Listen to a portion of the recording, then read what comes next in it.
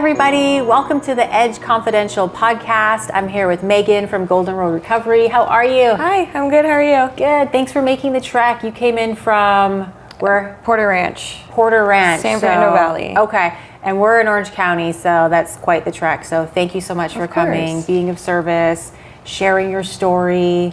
So yeah, let's take it back with you. So you got into recovery how long ago? Now, almost 5 years ago. So I came into recovery when I was still 19 years old.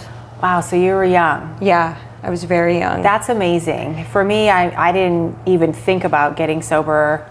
This is gonna date my age now, but whatever, until like my 30s. Like at 19, I was so in my addiction and running and gunning and in denial. Like I didn't think there was anything wrong. For you at that age, how did you know? I mean, was it you or your family, people around you? Yeah, so actually, I first got introduced to recovery with my dad. So my dad is an addict, alcoholic.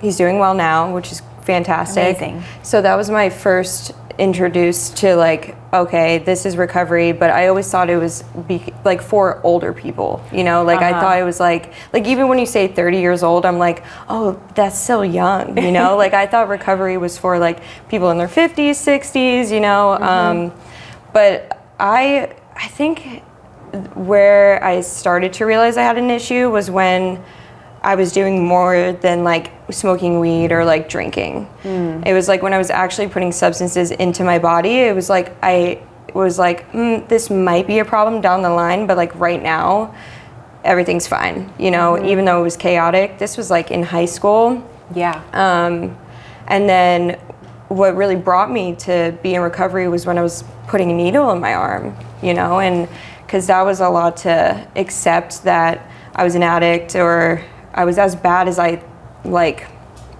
realized that I was. When you look back now, when you were a teenager and you got to that place of, you know, your friends, you separated and then you were alone.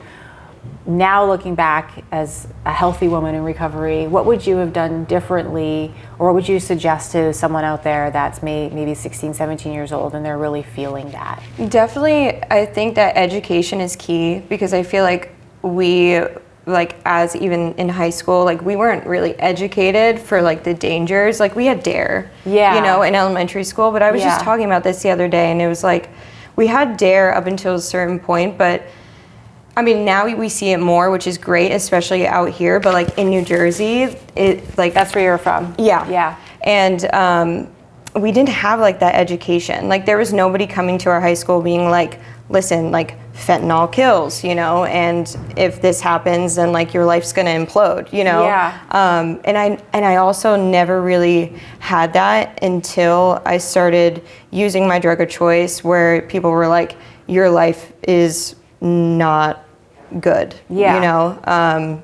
So I think definitely like education, even like Narcan training too, all of that, like especially now it's so important. Yeah, I think that should just be mandatory. Absolutely. Like, why isn't this happening in schools? You know, like it's absolutely mandatory with the Narcan and the education. And I think having people come in like us, you know, and talking to the youngsters, which I know they do at some schools, but not enough. Yeah. It should be part of the curriculum. It should. Like you're just gonna learn this and understand this and get educated, so when you get older, at least that's in the back of your head and you're thinking about these things, you know? Because for me too, mine was all like pharmaceutical prescription, you know what I mean? Yeah. And I was prescribed. Right. So I'm thinking, oh, this is okay, you know, no big deal. I had no idea that I would get addicted and that I would need more and that I'd build up a tolerance and that there'd be withdrawal. Like I was completely dumbfounded when I tried to stop. And I like went into withdrawal. I'm like, what is happening? Right. You know, and because I was never educated. Yeah. And so I think it needs to start in the schools 100% and go from there. Okay. So then at 19, you did get sober. Yeah. So what did that look like? What was your experience getting sober? I was thinking about it last night, right? And like my very early days of sobriety were honestly wonderful. Like I moved out here from New Jersey and I finally got to California, and because I've always wanted to be in California my whole life, I don't know, and I had never even visited So you came out here for treatment? I came out here to go into a sober living. Okay, got it. So I went into detox in New Jersey, a state-funded detox, because I only had state-funded insurance. And then I knew one person out here, and they were like, hey, do you want to actually change your life? Like, I will help you get into a sober living. So then I was like, well, I reached my bottom, you know? So it was a very traumatic event that happened to me, and I was like, you know, I'm done. And my mom caught me at the right time where I was like, Mom, like I want to get clean, you know. And she was like, okay, well then let's do this, you know. So then I went to detox, and then I moved out here, and then at that point it was like I hadn't been sober for even like an hour for like 2 years at least straight, you know. So once I realized that like I was changing my life, like it was fun, you know, like it was exciting, it was new. So I ran that like pink cloud for like a couple months. And then like the real stuff started happening, you know, and then because I was still in my behaviors, you know, so like I was in the sober living, I did have a sponsor, but I mean like I wasn't taking what I was learning and applying it to my life. So then that just became a whole other thing. But yeah, at first it was like, it was fun because I was meeting new people and I was like creating like this tribe for myself, and I was relying on people for the first time in like 5-6 years, you know, and trusting people. Right. And so when you say that you got sober, but then the behavior started, right? Yeah. I think that's so important to talk about that, because that's what happens typically, you know, more times than not, we get sober, and if we don't work on ourselves, then we start seeing all these character defects, you know, all these behaviors that start coming up. I was the same way, and that will eventually take a lot of people back out, you know, and into their addiction. So for you, what was your experience like working on those behaviors? How did you do it? Where did you do it? Yeah, so actually my behaviors ended up taking me back out. Okay. Because I was like, I was still lying, I was still being disloyal, I was still doing all of the things I was doing in my addiction, and just doing it sober, you know. So eventually it was like I had gotten to a point where I still wasn't okay with myself, and like just being really hard on myself, where it was like, you know, I'm an addict and that's what I am, and everyone's gonna have to accept the fact that I'm gonna get loaded, you know. So I was back in that headspace where it was like, I'm gonna get loaded for the rest of my life on this earth, and which was really scary when I really thought about it. Yeah, you know. So then it was like I ran that for a couple more months because relapse is in my story, and then something else happened. And then I was like, I need to go back to recovery, you know, because at that point, like recovery was in my head, you know, like step work, meetings, everything I was learning at that point was just in my head. So I was like, I want to be alive, but I don't know how to. So I'm going to go back to recovery. And then basically the whole journey of actually fixing my behaviors came down to sponsorship and like actually listening to what my sponsor was saying and applying those principles. So AA, AA. Alcoholics Anonymous, for you that don't know what that is, and a sponsor that you worked with, he did the 12 steps, right? Which I encourage everybody to do. I always say like everybody on this planet should do the 12 steps. Yeah, even like normies. That's everybody. Like we can all benefit from them. Just having that insight and that accountability and that self-awareness, you know, and then paying it forward as well. It's just, the world would be a much happier place. Absolutely. That's for sure. I think the world would heal for sure.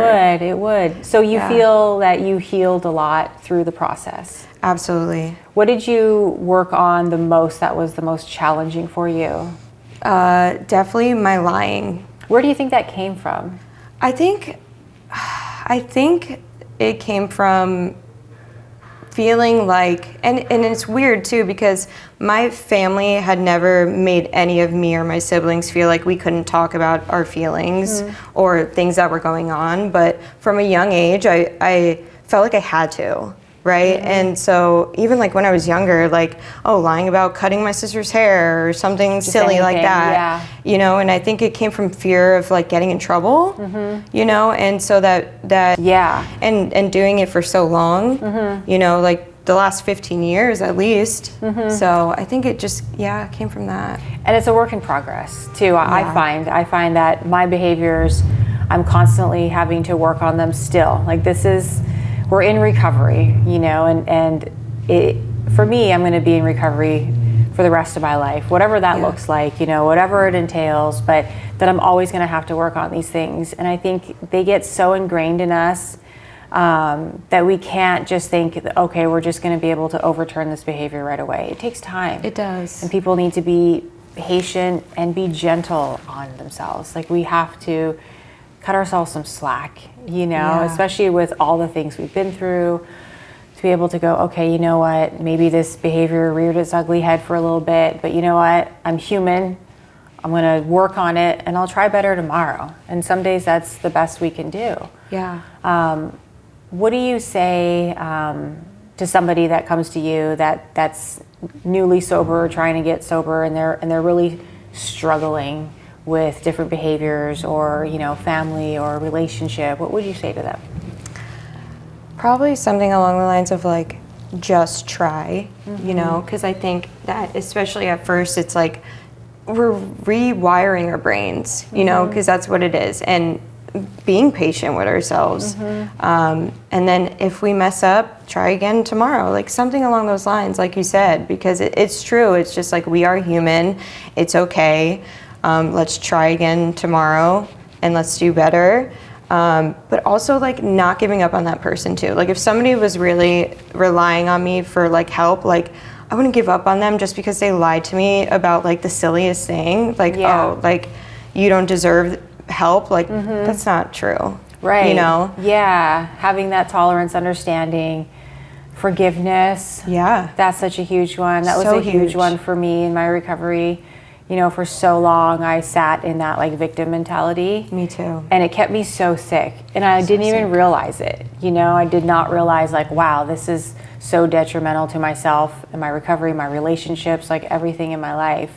And being able to turn that over to my higher power and not have to sit in that space. Right. I mean, a world of difference. But yeah, it's not easy, that's for sure. Yeah, I mean, especially even like a relationship with my mom and my dad was huge for me, especially when I first got sober, because I knew that I had created so much damage, even with my siblings too. And it's just like, I wanted to show them that they could forgive me, you know, because it's by my behaviors too. Like I have changed and like I want a relationship with them, you know, so forgiveness is so huge. Yeah. So beautiful. Yeah. And allowing that time for it to happen too. I see a lot with people, you go through treatment and, you know, they expect their loved ones to trust them. Yeah. Right? Because, and at no fault of their own, they're like doing the work, right? And they've been going through treatment, but the family hasn't necessarily been there to experience that. Right. And it takes time. How long did it take for you and your family to really regain that trust for one another? Well, with my mom, it took probably roughly a year. Okay. Roughly a year. Still working on it with my brother to this day. He's very like closed off, which is fine. He's a great human being. My sister, roughly 1-2 years. Same with my dad too. So like a year. Yeah. I think that year mark is a big deal. Yeah. I think so many things happen at that year, like the relationship or certain situations. But yeah, I think it can take that long for stuff to heal, and also just for us to like clear out all that stuff, you know. And for me, there was like so much fuzz in my head from being on Xanax, and just like it felt like a buzzing inside my brain. Yeah. And it took so long for that to just go away, where I felt like, okay, I can breathe, I can deal with things, I can have relationships again. Right. So yeah, okay. I felt like it was like, sorry. No, go ahead. I felt like it was really right for them to like give me that, even if they wanted more time too. It's like, I understand, you know, because I had gotten to a point where I was like, I get why you don't want to talk to me, you know? That's so important too, to be able to say that instead of being like, come on, you know, just allow them to have their journey as well. Right. So sober fun. Sober I love to fun. talk about this because it's so important, and people think like they get sober and, oh my God, my life is over. I'm never going to have fun again. So what'd that look like for you? What did you find that you were passionate about that you didn't realize when you were in your addiction? So, I really loved going to concerts and music festivals, even in my addiction. Okay. So I found that I can go sober in my sobriety. So at first I was going to like music festivals still, going to concerts, having a Red Bull, you know. That was really fun. I really find healing through music. So at first it was like, okay, healing through music, going to concerts still, doing all the things that aren't dangerous for me. I really like adrenaline. So what does that mean? Like, what do you like to do? Like jump out of planes or? I mean, I've done that before. I probably will never do it again. Okay. But like going on hikes and stuff like that, I like heights as long as I'm on the ground. Okay. But I like being really high up. I won't jump off, but and just like connection, honestly, like truly like talking to somebody, like even doing something like this is really fun to me. And because whenever somebody sits there and they're like, oh, what are your hobbies? Like, what do you enjoy doing? And it's like, I love to be with people. Like, I love hanging out with people, and we can do anything except for jumping off of a plane. But really, and I also really like to read books a lot. I like to watch a lot of videos and just like create a lot of things, art too. That was a lot in the beginning of my recovery. Yeah, so you have that creative side where it's healing for you. It's so healing. So when you say healing, what does it do for you just spiritually and emotionally that it helps? It helps me see the world way differently, for sure. I mean, I feel like that might sound cliche, but I don't think so. Yeah, it's really not. It's like I had been looking at the world like it was so dark for so long, you know, and really it's like, I mean, it can be, but for the most part, it's like we create our own reality. So I was just like creating like a beautiful life for myself, spiritually, mentally, outwardly. And so, yeah. I get that with listening to music and driving. Yes. Like if I'm listening to music really loud and driving, I did it, I think it was yesterday, where I drove for a few hours, and all these things were coming to mind, and just all these experiences, and I was like having this conversation with myself with this music going, and it just felt so healing. There's something about, for me, being in motion. Yeah. Even when I'm talking to somebody, like if it's a serious conversation, I like going for a walk or being out somewhere and being in motion. But yeah, driving in music, I'm like, oh, if I'm triggered or just whatever's going on, I'm like, get in my car, blast the music, I'm good to go. It could be something as simple as that. Yeah, you know? So I agree. I love driving and listening to music. It's like the best. It is. It's the best. I'm going to be doing that later today. So cool. Okay, a couple fun questions. Yeah. So what would you say that someone close to you would say is your best quality in recovery? Oh my goodness. I would hope that people would say that I'm reliable, because I think that's also one of the things that I really worked on in my recovery, was like being a reliable source with anything. For the younger kids out there, the teenagers that are looking for good meetings, because like you said at the beginning, a lot of times it can be a lot of older people. Yeah. How do they do that? What would be your suggestion? Okay, so you can go online and look up NA meetings near me. Okay. And then you'll get a whole list, even if you just write that in your area. You can put in your zip code. Same with AA too, it depends. Even CA as well. Which is? Cocaine Anonymous. Okay. Yeah. And then there's HA, which is Heroin Anonymous. Depends on what they want to do. There's also Refuge Recovery. Usually if you say like Refuge, CA, AA, near me, you'll get a whole list. Okay, and just look for those, what are they called again? Young People's Meetings. Young People's Meetings, okay, very, very important.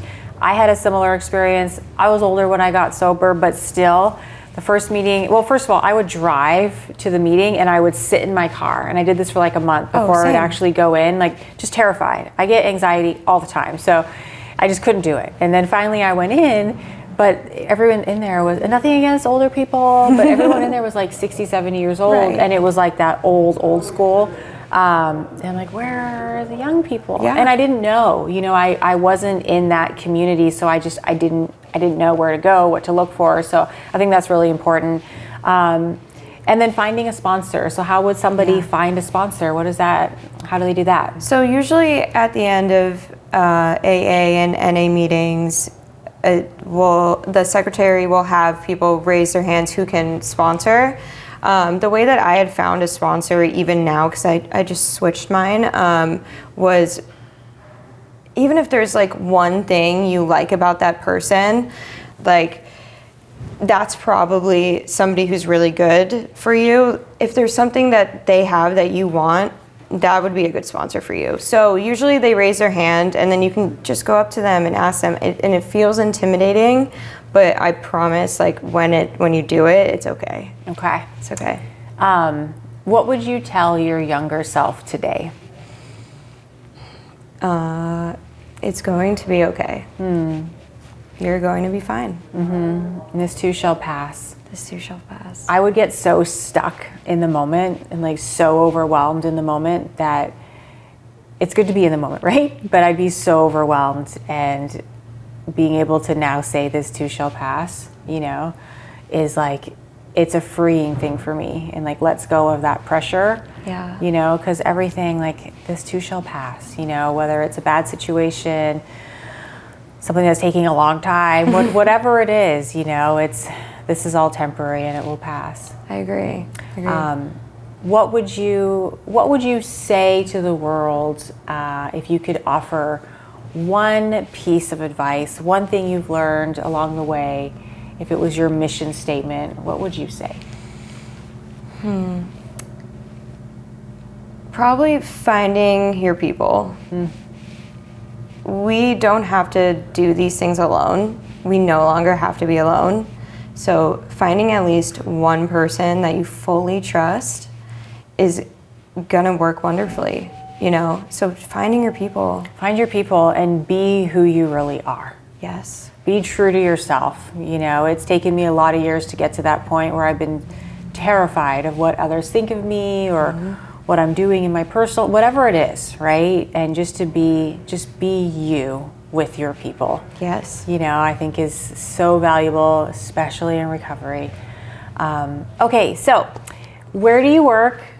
And tell us all about it. Okay, so I work at Golden Road Recovery. We are a 12-bed detox residential. I feel like I'm doing my pitch. Do your pitch. You got it. 12-bed detox residential, co-ed. We are in Chatsworth, California, and it's wonderful. It's amazing. I've been working in treatment since I got sober, even though I've been in and out, but when I was sober. And this is honestly the best place I've worked. Jason's amazing. Hi, Jason. Hi, Jason. But yeah, you guys are doing something different. You've got that family feel there. Yeah. The connection, and everyone really cares. Anytime I've been out there, you can tell like the staff really cares. The clients are engaged. Yeah. You're definitely somewhere special, and you fit right in, being the way you are. Thank you. So, 12-bed detox residential, so they can go there to detox off of drugs. Right. Stay in a residential setting where they're there 24 hours a day with staff for up to 30 days or more, depending. Yeah, you can stay up to 90. Okay, perfect. There you go, up to 90 days. Yeah. And then you guys have, and you said co-ed, right? We're co-ed co-ed, facility. Yeah. And then you now have an outpatient as well? Or? Not yet. Not yet. Okay, it's coming. It's coming. Coming soon. To be determined. We'll have to do a part 2. Yeah. We'll do that. Yeah, absolutely. So what can a client experience when they come to your program? Very much client-based therapy for sure. Okay. So, we obviously will let them rest at first, especially if they're coming off of whatever, but very we do CBT, cognitive behavioral therapy, which basically helps you rewire your brain. We also do DBT, They meet with a therapist. It's very structured, so there's multiple groups a day. Okay. All different types of groups, even like art therapy, yoga, everything like that. I feel like we offer a lot of groups, more so than ones that I've seen before in other treatment centers, like very structured. A lot of times in detox res, there's not a lot going on, so it's nice to know that you do have those therapeutic approaches, the modalities that can help people start to work on that stuff and get them ready for their next chapter, whether they go to outpatient or they're going back home. So how can people find you?